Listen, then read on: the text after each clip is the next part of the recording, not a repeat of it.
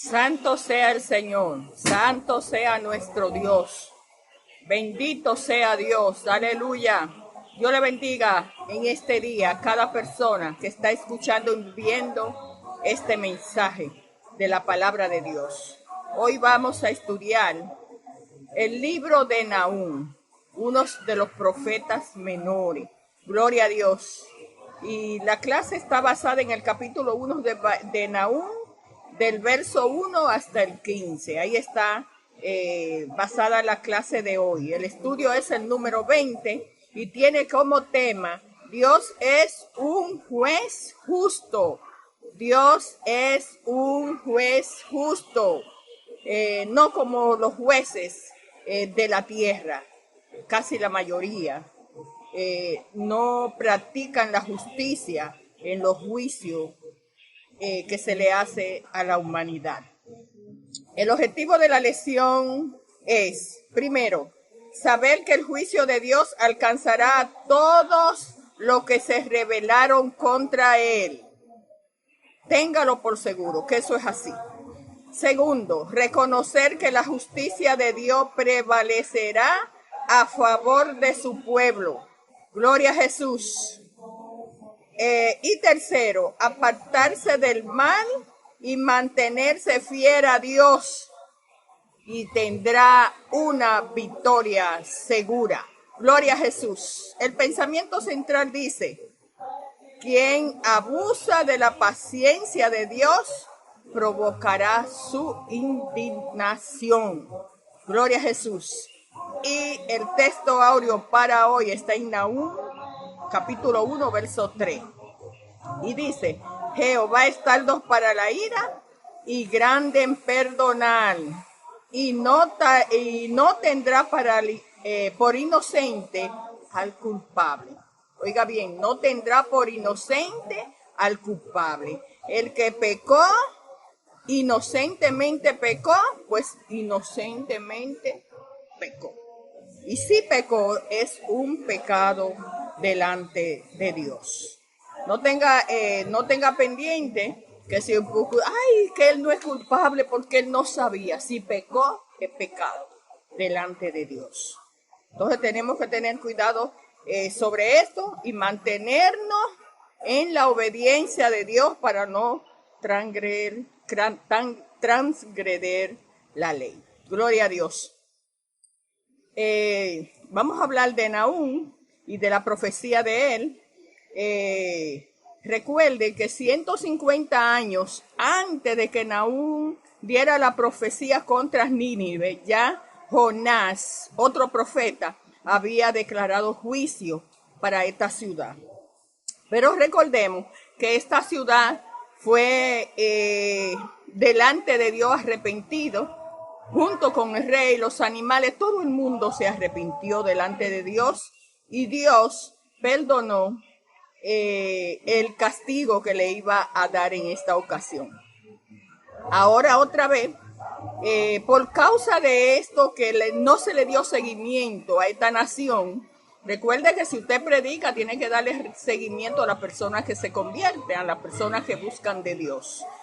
No se le dio seguimiento, pues esta ciudad volvió nuevamente al tiempo a hacer pecado. Volvieron a los vicios, a la idolatría, hacían violencia sangrienta, algo terrible. Todo esto sucedió en el año 664 antes de Cristo.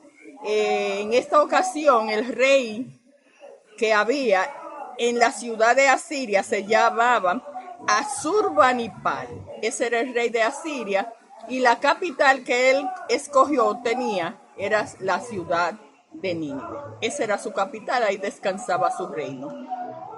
Este rey dice que invadió a Egipto y destruyó con violencia y masacre a toda la ciudad de Tebas, una ciudad de Egipto. Dice que los niños fueron estrellados, lo estrellaba contra las paredes, contra las calles, algo terrible, hermano, algo terrible. Es que el hombre no tiene misericordia de nadie. Invade la ciudad, pero también atropella a los niños. Y las personas que lograron sobrevivir a esta masacre que hizo este rey en este entonces, se lo llevó al cautiverio, hacia Siria se lo llevó. Y los niños lo vendió como esclavo, los que quedaron vivos, los varones, lo vendió como esclavo. Este hombre hizo también esa masacre sangrienta en estos países, en este país, y los sirios eran muy sanguinarios y eran arrogantes, según la historia. Los más arrogantes de la historia eran muy notables en esto, pero también eran notables en el área militar, en la escultura, en el arte, en la arquitectura, en la política. Tenían muchos rangos que ya eran notables, eran los mejores en su época. Pero no reconocían la voluntad de Dios, sino que ellos se jactaban en su orgullo y en lo que ellos poseían, en lo que tenían, y la fuerza que tenían para dominar hacia las demás ciudades. La clase de hoy la vamos a repartir primero con los niños, la hermana Mercedita. La primera clase de los adultos la tiene la hermana Maggie, la segunda la hermana Isabel y la tercera la tiene el hermano Carlos. Ellos con nosotros. Cada una de las palabras disfrutémoslo, hermano, porque el Señor está hablando a nuestra vida en estos días. Dios le bendiga. Dios te bendiga, iglesia. Dios bendiga a los niños de la iglesia. En esta noche vamos a estar hablando bajo el tema la creación del universo. La cita bíblica se encuentra en Génesis 1. Dice la palabra que en el principio creó Dios los cielos y la tierra, que la tierra estaba desordenada y vacía. Continúa diciendo después que a la luz Dios la llamó día y a la tiniebla la llamó noche. Y así sucesivamente fue Dios creando todas las cosas. Gloria a Dios. Me llama mucho la atención cuando empieza diciendo que la tierra estaba desordenada y que estaba vacía. Gloria a Dios. El Señor empezó a ordenar la tierra y a llenarla, a poner cada cosa en su lugar. Gloria a Dios. Empezó a separar cada cosa. Dice que la tierra separó el agua de la tierra, que separó los mares, que puso cada cosa donde correspondía ordenadamente. También dice la palabra que el Señor creó el universo en 6 días y luego tomó el 7º día para descansar. Esto nos deja un legado muy importante, y es que Dios tomó todo el tiempo necesario para él hacer la creación del universo. La fue haciendo por parte, en su debido tiempo, ordenadamente. Cada cosa la ubicó en el lugar que pertenecía o que correspondía. Amén. En los mares creó todos los peces, en la tierra todos los animales y los seres vivos. Y así fue creando cada cosa. Gloria a Dios. Esto me deja entender que cuando nosotros vamos a hacer cualquier proyecto que tengamos, cualquier meta, debemos de hacerla a sí mismo, seguir el ejemplo de nuestro Señor, que fue ordenadamente y que fue haciendo la cosa debidamente como correspondía. Gloria a Dios, sin ninguna desesperación, con calma. Muchas veces queremos hacer las cosas y las hacemos desesperadamente por salir del paso o para terminar ese proyecto, y la mayoría de las veces fracasamos. ¿Por qué? Porque no tomamos el ejemplo del Señor, que fue haciendo las cosas ordenadamente y con su tiempo preciso, sin ninguna desesperación. Cuando hacemos las cosas así, entonces los proyectos, la meta, todo lo que pretendamos hacer, lo vamos a hacer exitosamente. Gloria a Dios. Tenemos que mantenernos siempre firmes y seguir siempre haciendo la voluntad de Dios como Él quiere que nosotras la hagamos. Gloria a Dios. Para que podamos alcanzar nuestra meta y lograr todo aquello que nosotros nos propongamos hacer. Gloria a Dios. Que Dios te bendiga. Dios te bendiga, iglesia. En esta noche traeremos el tema Dios es un juez justo. Estaremos tratando en el libro de Nahum y voy a leer Nahum capítulo 1 del 1 al 3, que dice: profecía de Nínive, sobre Nínive, libro de la visión de Nahum de Elcos. Jehová es Dios celoso y vengador. Jehová es vengador y lleno de indignación. Se venga de sus adversarios y guarda enojo para con sus enemigos. Jehová es tardo para la ira y grande en poder, y no tendrá por inocente al culpable. Jehová marcha en la tempestad y el torbellino, y las nubes son el polvo de sus pies. Hemos estado tratando 3 temas consecutivos acerca de los atributos de Dios que revelan el carácter de Dios. En esta parte estaremos tratando en el libro de Nahum, la parte donde Nahum en este libro trata de 2 temas fundamentales, que son los atributos de Dios. Dice que Dios es celoso, es vengador, es un Dios temible que no olvida las ofensas de sus adversarios, pero también trata la otra parte que Dios muestra en su misericordia, que es tardo para la ira, grande en misericordia y en su poder. Pero también nos refleja ahí que Dios nos olvida, sino que Jehová no tendrá por inocente al culpable. También aquí en el libro de Nahum en este poema, porque el libro está dividido como en 2 poemas, habla de el poder de Dios, y también reflejo ahí, según leo, que le sobran recursos para llevar a cabo su venganza. Habla de la tempestad, habla del torbellino, y hablan de las nubes que son el estrado de su pie.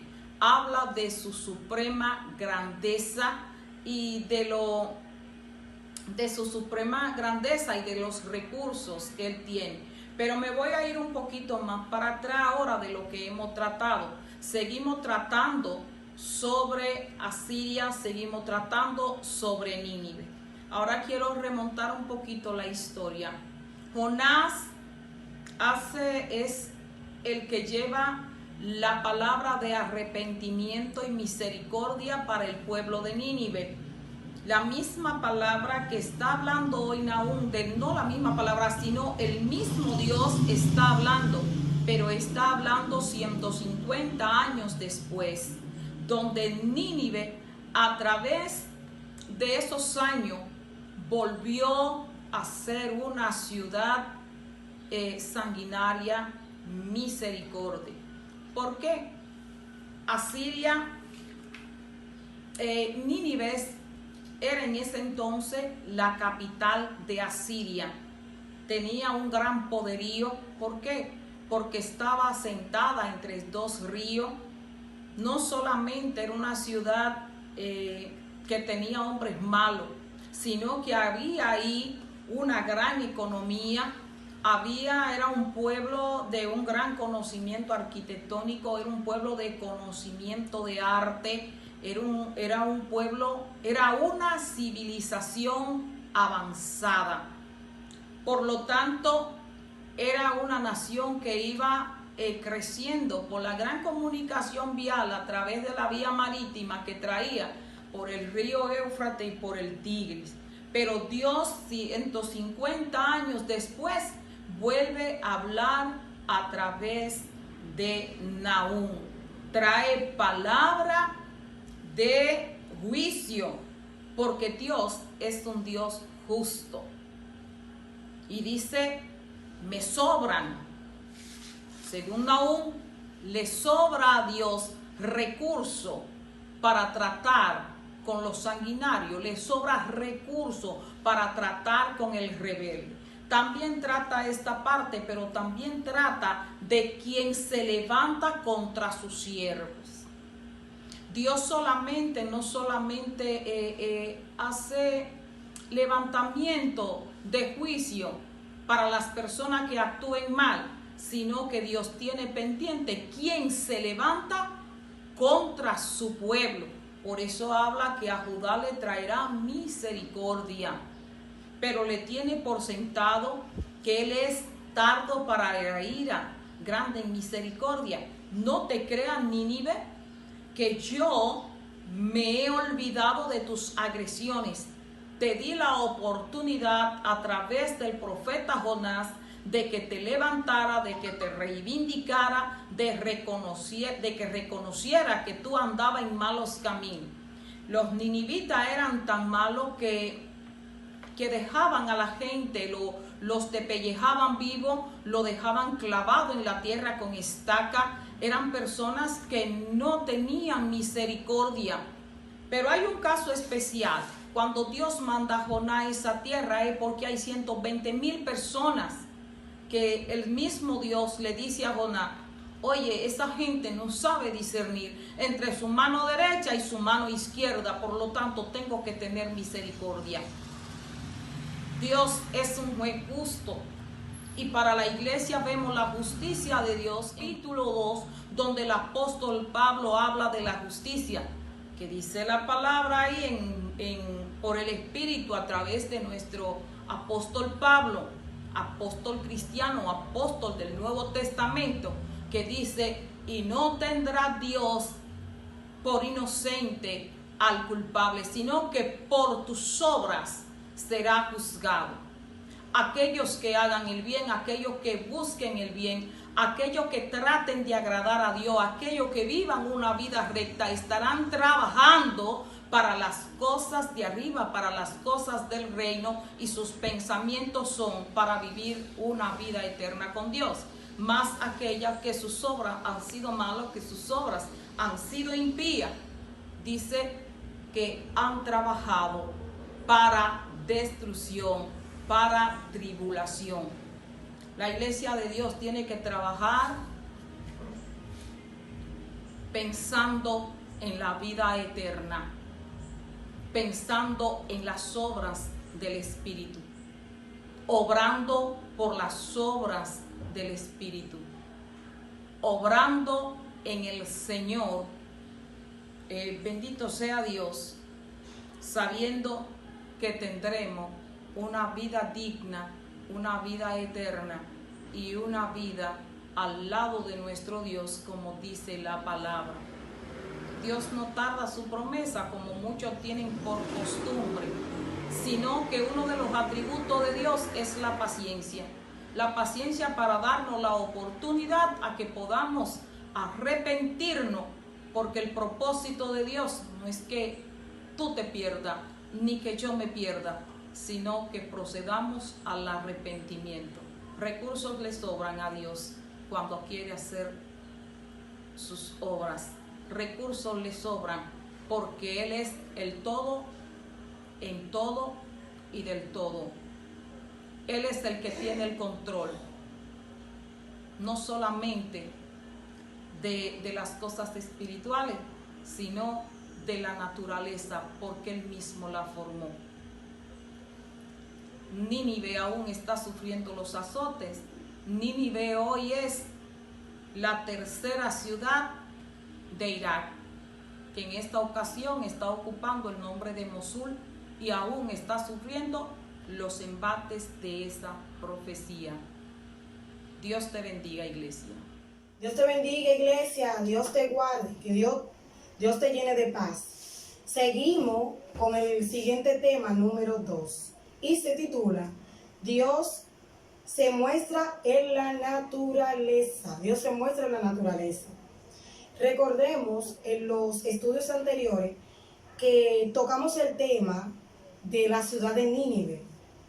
En la ciudad de Nínive recordamos que Dios envió al profeta Jonás para emitir o enviar un mensaje de juicio a esta nación, porque esta nación había abandonado totalmente sus caminos y era tanta la maldad que había subido a la presencia de Dios. ¿Qué pasó? Recordemos que el profeta Jonás envió este mensaje, pero ¿qué pasa? Que esta ciudad se arrepintió completamente y se volvió a Dios. Y por ende, Dios lo perdonó, lo restauró y totalmente cambió sus planes de destruirlo. ¿Qué sucedió?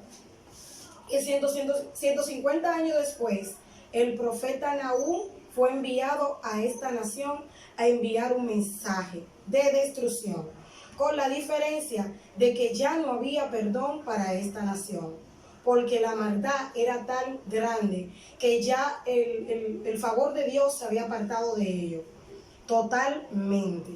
¿Qué sucede en los capítulos 4 y 5 del siguiente tema que vamos a tratar, donde dice que Dios se muestra en la naturaleza? Que aquí vemos al profeta Nahum, donde nos intenta dar una explicación lógica a los sucesos de la naturaleza. No intenta dar una explicación lógica a los sucesos de la naturaleza, sino que en todos ellos ve una manifestación absoluta de la soberanía de Dios.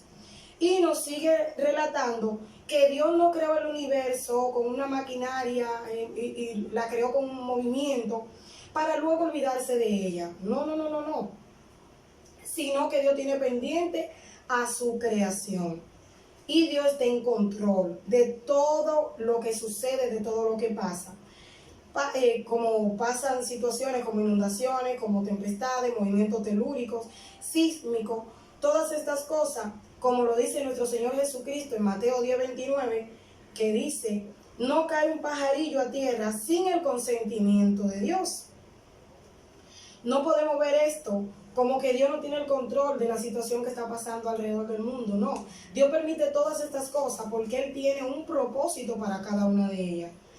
Y permite, Dios también controla la naturaleza, pero también Él permite que muchas cosas pasen como consecuencia de lo que el hombre ha creado y ha sembrado en la tierra. Entonces vemos también cómo Dios permite que el hombre, el ser humano, sufra la consecuencia de lo que Él mismo ha provocado. El siguiente tema, Dios se muestra en buenos y malos. En los capítulos 6 y 8 habla de lo que temible que es Dios ante sus enemigos. Y nos pone como ejemplo el pueblo de Asiria, este pueblo que se ve ensañado contra Israel en maltratos y en abuso, y esto no había quedado desapercibido ante los ojos de Dios, sino que Dios había destinado para ellos un pago, como era el pago de la destrucción. Pero también vemos un Dios de amor, un Dios que paga conforme a las obras. Cuando este pueblo de Israel ha sido maltratado, Dios también permite que este pueblo, los que confían en Él, no serían avergonzados, sino que iban a ser libertados. También podemos ver que Dios es un Dios justo. Dios paga conforme a las obras de cada uno. Tenemos un ejemplo del hereje cristiano llamado Marción. Este hombre decía que había una diferencia entre el Dios del Antiguo Testamento y del Nuevo Testamento. Él relataba que el del Antiguo Testamento era un Dios vengativo, un Dios rencoroso, un Dios malo, y en el Nuevo Testamento que era un Dios bueno. La iglesia en ese tiempo condenaron estas enseñanzas, y podemos ver que Dios es un Dios de amor, pero también es un Dios de fuego consumidor. La iglesia contemporánea nos indica que Dios todo lo permite. Hay lugares donde se cree que Dios es un Dios que todo lo permite, que no demanda nada. Estos también son falsas enseñanzas. Dios es un Dios bueno y misericordioso, pero también, como ya he dicho, es un Dios, y como está escrito en la palabra, que paga a cada uno conforme a sus obras. Y Dios también es un Dios que bendice, pero también Dios es un Dios que no olvida nuestros malos actos. Es un Dios de amor, pero también es un Dios de fuego consumidor. Dios te bendiga, iglesia. Dios bendiga, iglesia. Me toca el tema número 3, una descripción de los diferentes destinos de Nahum. La parte A es el juicio para los pecadores. El profeta hace mención en su libro a los juicios de los pecadores. 3 males estaban determinados para los asirios. El número 1, no quedaría memoria de su nombre. Esto va para aquellas personas que buscan fama con las cosas de Dios. Número 2, su culto sería destruido. Los asirios atribuían su poder político y económico a los dioses. Hoy en día no estamos involucrando tanto en la política y en querer tener más, y estamos dejando las cosas de Dios a un lado. El 3 dice: estaba para ello un sepulcro. En Ezequiel 32:23 dice: sus sepulcros fueron puestos al lado de las fosas, y la gente estaba por alrededor de los sepulcros. Todos ellos cayeron muertos a espada, los cuales sembraron el terror en la tierra de los vivientes. La parte B dice: paz para los que son fieles. Ahora el profeta se dirige a Judá y le anticipa que se prepare para escuchar buenas noticias. Eso dice: no hay más razones para estar con miedo si tú eres fiel a tu Dios. Los que anunciaron la destrucción de Nínive eran portadores de un mensaje de paz y salvación. Los que anuncian el evangelio proclaman la derrota de Satanás. Así afirman que en Cristo hay paz y salvación.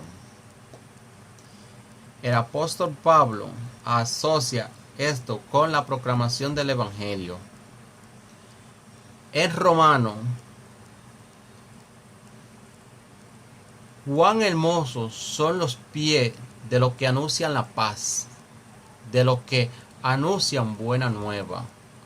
Mas no todos obedecieron al evangelio. Que Dios te bendiga, iglesia. Gloria a Dios, aleluya. En esta ocasión aprendimos sobre Nahum y sobre la ciudad de Nínive. Nahum fue el profeta usado por Dios para anunciar el violento fin de una de las potencias mundiales más prominentes de la historia.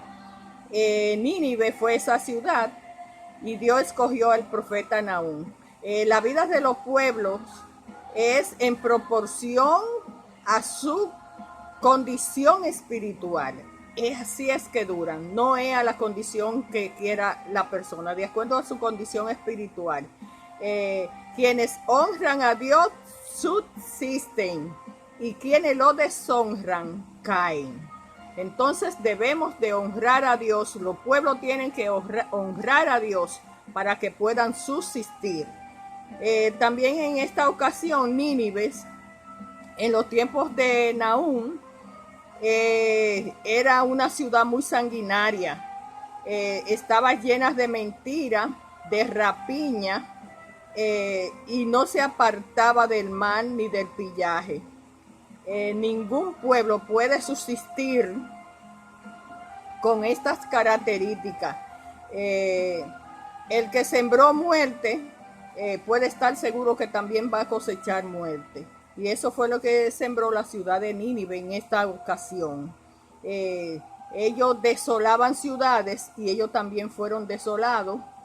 Y también cayó bajo el imperio de los medas, de los persas, de los romanos, de los griegos, de los vándalos, de muchísimos pueblos y de muchísima gente. Ellos cayeron porque se apartaron de Dios y olvidaron del milagro que Dios había hecho en este pueblo, que le había perdonado la vida a todos para que ellos siguieran haciendo el bien, pero se olvidaron en esta ocasión. Vamos ahora a seguir con las preguntas para cada uno de los hermanos. Las primeras dos preguntas van a ser para las damas. Las damas están adelante ahora mismo, por eso las primeras dos son de ellas. La tercera es de los caballeros, la cuarta es de los jóvenes y la última es libre para el que quiera contestar. Ya saben, contestar por escrito o nota de voz. Aleluya. La primera dice así: menciones dos cosas que Dios cela fuertemente. La segunda, ¿qué expresa o representa la ley dada por Dios a Moisés? La tercera es de los caballeros. ¿Cuál es la finalidad de la tardanza de Dios en airarse? Gloria a Jesús. La cuarta de los jóvenes. ¿Cuáles fueron los tres males que Dios dispuso para los asirios? Y quinta, que es libre para todo. ¿Qué significa la caída de Nínive? La caída de Nínive. Hasta ahí. Dios bendiga a cada uno. Dios bendiga al pueblo de Dios. Y Dios bendiga a los amigos que también se inclinan por escuchar las palabras de Dios. Sean bendecidos todos en el nombre del Padre, del Hijo y del Espíritu Santo. Dios le bendiga.